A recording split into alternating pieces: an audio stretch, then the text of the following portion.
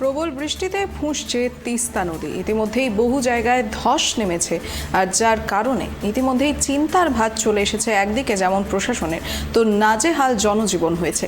এই মুহূর্তে আমরা জেলার খবর অন দ্য স্পট চোখ রাখবো শিলিগুড়ির দিকে। উত্তরবঙ্গের নাগারে বৃষ্টি হচ্ছে, তো যার জেরে বিপর্যয় বাড়ছে সিকিমে। গত সোমবার প্রবল বৃষ্টিতে ধস নেমে ইতিমধ্যেই মারা গিয়েছেন 3 জন। বৃহস্পতিবার মঙ্গন এলাকায় হরপাবানে 5 জন ভেসে যাওয়ার খবরও মিলেছে। উত্তরবঙ্গের দার্জিলিং, কালিম্পং সহ একাধিক জেলায় বিগত কয়েকদিন ধরে বৃষ্টি হচ্ছে। ফুঁসছে তিস্তা নদী। একাধিক রাস্তাঘাট ক্ষতিগ্রস্ত হয়েছে ধসের কারণে। গাড়ি চলাচল বন্ধ তো হয়েছেই, আটকে পড়েছেন বহু পর্যটকও। এ বিষয়ে আমরা একেবারে সরাসরি গ্রাউন্ড জিরো থেকে কথা বলবো আমাদের প্রতিনিধি ঋষি চ্যাটার্জির সাথে। ঋষি, বৃষ্টিতে তিস্তা নদী এই মুহূর্তে ফুঁসছে, যার জেরে নিহত হয়েছেন কয়েকজন, আর এই মুহূর্তে গোটা পরিস্থিতি কিভাবে সামাল দেওয়া হবে তা নিয়ে কিন্তু প্রশাসন যথেষ্ট চিন্তিত। তো অন্যদিকে নাজেহাল জনজীবন, কি জানতে পারছো এই মুহূর্তে যে পরিস্থিতি, সেই সম্পূর্ণটা বিস্তারিত জানবো।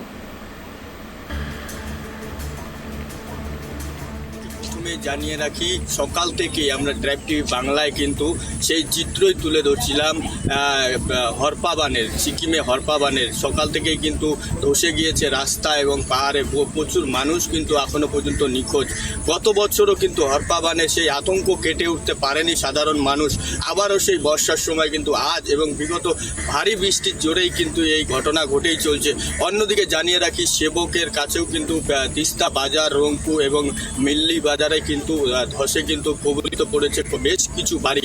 তবে জানিয়ে রাখি, প্রশাসনের তরফ থেকে কিন্তু পুরোপুরি চিন্তার ভাঁজ একটি যে তাদেরকে উদ্ধার করা এবং যারা যারা সাধারণ মানুষ রয়েছেন তাদেরকে একটি নিশ্চিন্ত জায়গায় এবং পৌঁছে দেওয়া, তাদের যে ঘরবাড়ি কীভাবে ভাঙলো বা যারা নিখোঁজ হয়েছেন তাদেরকে উদ্ধার কাজ কীভাবে করা যায়, এই খবর কিন্তু আমরা সকাল থেকে তুলে ধরেছি। অন্যদিকে জানিয়ে রাখি, সিকিম সরকার কিন্তু ইতিমধ্যেই কিন্তু এনডিআরএফ এবং যারা এনডিআরএফ রয়েছে এবং সেনাবাহিনী তারাও কিন্তু সহযোগিতা করছেন।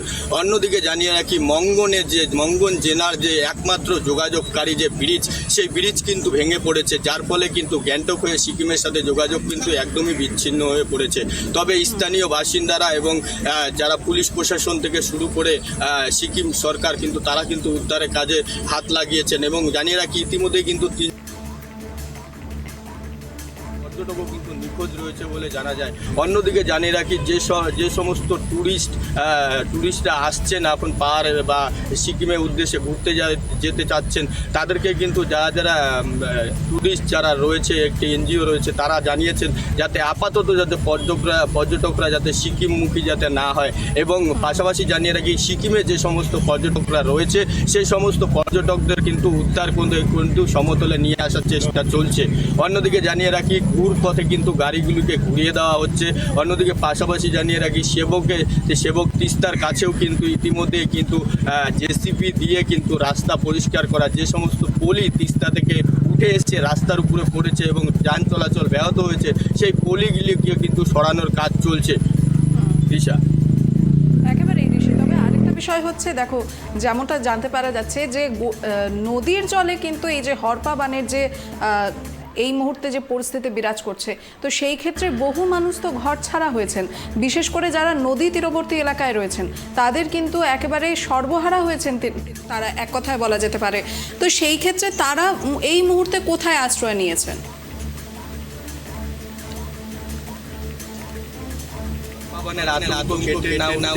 সাধারণ যারা মানুষরা রয়েছে, তিস্তা বাজার বলো বা রংলি বলে এবং 29 মাইল যে সমস্ত এলাকা রয়েছে, সে সমস্ত এলাকায় যে সকল বাড়িঘরের সাধারণ মানুষরা রয়েছে তাদের জন্য কিন্তু একটি ত্রাণ শিবির খোলা হয়েছে এবং সেই ত্রাণ শিবিরে কিন্তু তাদেরকে নিয়ে যাওয়া হচ্ছে। প্রশাসনের তরফ থেকে কিন্তু তাদেরকে খাওয়া দাওয়ার ব্যবস্থা এবং সব কিছু ব্যবস্থা কিন্তু করা হচ্ছে। অন্যদিকে জানিয়ে রাখি, যুদ্ধকালীন তৎপরতায় কিন্তু প্রশাসন, সিকিম প্রশাসন বলো, পুলিশ প্রশাসন, এনডিআরএফ এবং যারা সিভিল ডিফেন্স রয়েছে সকলকে কিন্তু কাজে লাগানো হয়েছে যে উদ্ধার কাজের জন্য। তবে কিছুটা হলেও ব্যাহত হচ্ছে, কারণ প্রবল বৃষ্টি। সিকিম আবহাওয়া দপ্তর থেকে যেটা খবর রয়েছে, বৃহস্পতিবার পর্যন্ত কিন্তু ভারী মাত্রায় কিন্তু বৃষ্টি হওয়ার সম্ভাবনা রয়েছে, যার ফলে উদ্ধার কাজে কিন্তু কিছুটা হলেও ব্যাহত হয়ে পড়ছে কিন্তু প্রশাসনের পক্ষ থেকে। দিশা একেবারে ঋষি, তবে আরেকটা বিষয় হচ্ছে দেখো, যারা আশ্রয় শিবিরে রয়েছেন তাদের মধ্যে হয়তো এ ধরনেরও সম্ভাবনা রয়েছে যারা একটু বেশি অসুস্থ রয়েছেন, বা শিশুরা যারা রয়েছেন, প্রসূতি মায়েরা থাকতে পারেন। তো সেই ক্ষেত্রে কি কোনো বিশেষ ব্যবস্থা গ্রহণ করা হয়েছে? দেখো, প্রশাসনের তরফ থেকে ইতিমধ্যে যে সকল ত্রাণ শিবিরে যারা রয়েছেন এবং যারা অসুস্থ হচ্ছেন বা অনেকেই গুরুতর আহত রয়েছেন, তাদেরকে কিন্তু ইতিমধ্যে কালিম্পং হাসপাতাল এবং সেরকম আশঙ্কাজনক হলেও তাদের কিন্তু উত্তরবঙ্গ মেডিকেল কলেজ হাসপাতালে রেফার করা হচ্ছে। পাশাপাশি যে সমস্ত হাসপাতাল রয়েছে সেই হাসপাতালগুলিতে তাদেরকে নিয়ে যাওয়া হচ্ছে, এবং যেই ত্রাণ শিবির সেখানে খোলা হয়েছে সেখানে কিন্তু প্রশাসনের পক্ষ থেকে কিন্তু কড়া নজরদারি রাখা হচ্ছে, যাতে সাধারণ মানুষের কোনো অসুবিধা না পড়ে, বা খাওয়ার দাওয়ার যা জল, পানীয় জল, সেই সমস্ত ক্ষেত্রে কিন্তু তারা কিন্তু কোনো খামতি রাখতে চাইছে না প্রশাসনের তরফ থেকে। দিশা, একদমই ঋষি। তবে দেখো, এই যে যারা ঘর ছাড়া হয়েছেন বা সর্বস্ব হারিয়েছেন, তো তাদের ক্ষেত্রে তাদের যে ক্ষতিটা হয়েছে, সেই ক্ষেত্রে ক্ষতিপূরণের ব্যবস্থা হিসেবে কোনো রকম ইতিমধ্যে কোনো ঘোষণা বা এই ধরনের কোনো তথ্য পেয়েছো? দেখো, তোমাকে জানিয়ে রাখি, কিছুদিন আগেই সিকিমে নির্বাচন হয়েছে।